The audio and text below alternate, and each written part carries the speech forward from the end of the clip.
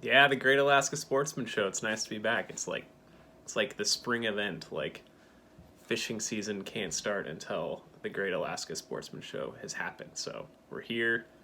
As far as I'm concerned, the fishing season's here.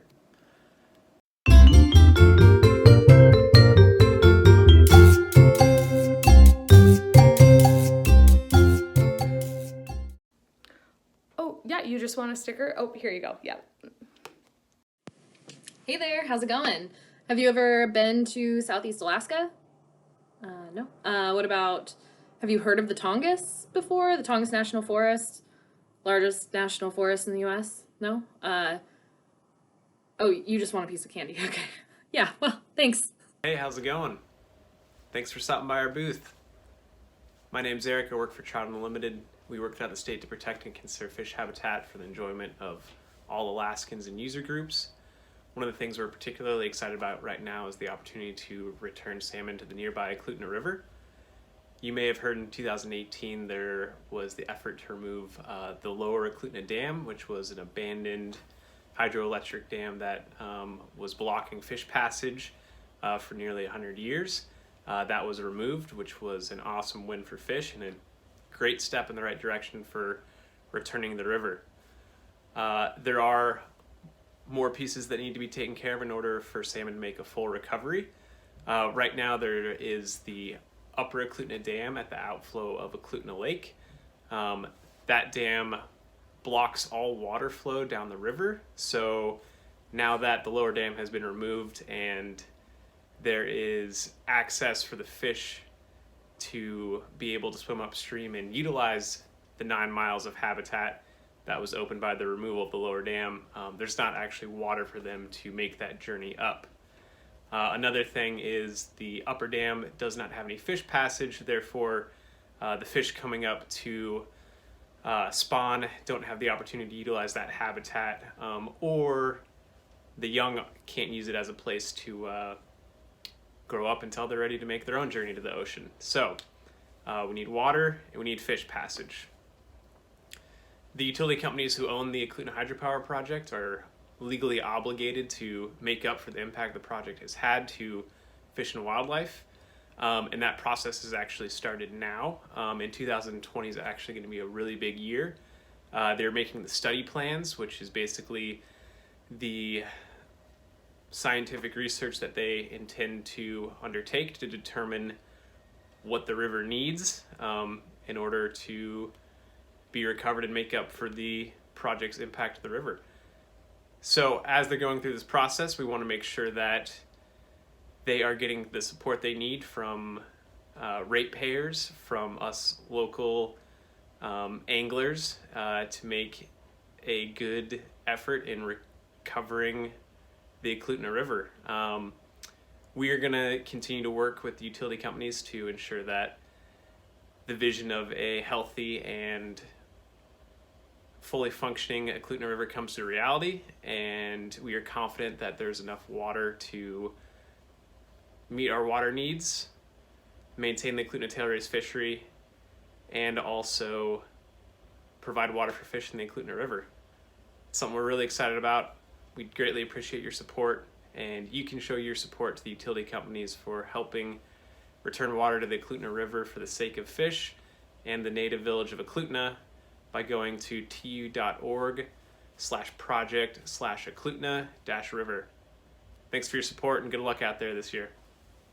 Hey, Eric, I'm going to go practice at the casting pond for a little bit. I'm taking my break. I'll be back in a few.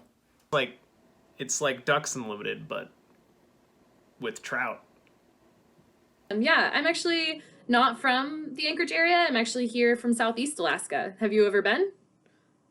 No? Have you heard of the Tongass National Forest, largest national forest in the U.S.? Oh, you haven't? Second here and go rummage up some more snacks and gotta hit some of those raffles. I think this year might be the year I want a halibut trip. I want to get something other than salmon in the freezer, Raffles. So many raffles. No, I'm actually here talking about the threats that we're facing in Southeast Alaska. Last year, the state of Alaska began the process to create an Alaska-specific roadless rule. And so a lot of Alaskans have actually heard of this process already. What it impacts in the Tongass for me is that there are roughly 9.2 million acres of inventoried roadless areas. And those areas are super crucial areas for our fish and wildlife. And so with the removal of the roadless rule, this could potentially open those areas to commercial old growth logging, which wouldn't be good for any of the fish and wildlife habitat in those areas. Yeah, no, totally. And so this rule could be finalized anytime between June and July of this year. Yeah, so that's a big one. The next one that we're sort of looking at is the transboundary mines in the Southeast Alaska area. This is an issue that not a lot of people have heard of at this point. So in Southeast Alaska, we share a border with Vancouver, BC, and they are in the middle of a mine boom right now, which is all fine and dandy. However, their government has a lot more lax mine regulations than we do here in the US. And so with rivers such as the Stikine, the Unuk, and the Taku, they start in BC and they end up here in Southeast Alaska. And right now, between the two countries, there's no financial reassurances in the event of damage to Alaska fisheries or water quality. And so, yeah, we actually have an ask over here. We're asking that U.S. citizens sign on to say that we support figuring out an alliance between the two countries and figure out some assurances to say that if something goes wrong on one side of the border, that we're not stuck on the other side holding an empty bag and hoping for help. Yeah, so that's right here if you want to sign on.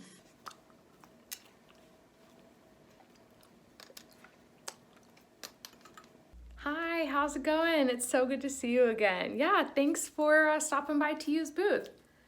You're looking for an update on Pebble? Yeah, certainly. We can definitely give you the lowdown of what we're looking out for. So in the next couple months, we're going to see two really important pieces in the Pebble permitting process.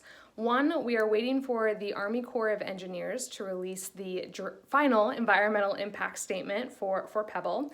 We're expecting that in the next 2 to 3 months, and then after that, we are waiting for the Army Corps to issue a record of decision, or basically the red light or green light if Pebble is going to become a reality in Bristol Bay. We want to make sure that they are denied this permit, and so TU is actually helping sportsmen and women sign on to a petition to the president asking him to deny Pebble's key federal permit this year.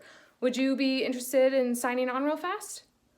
Oh, you want to do it online? Yeah, certainly. The best place to go to find the petition is just savebristolbay.org, hit the take action button, and it will link you right to that petition. Certainly.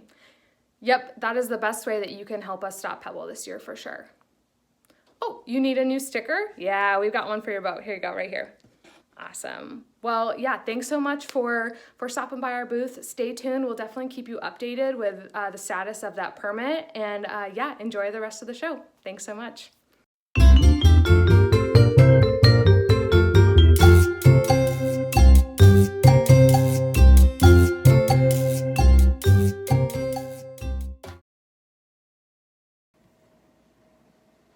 Hey, all you wily trout and slippery salmon.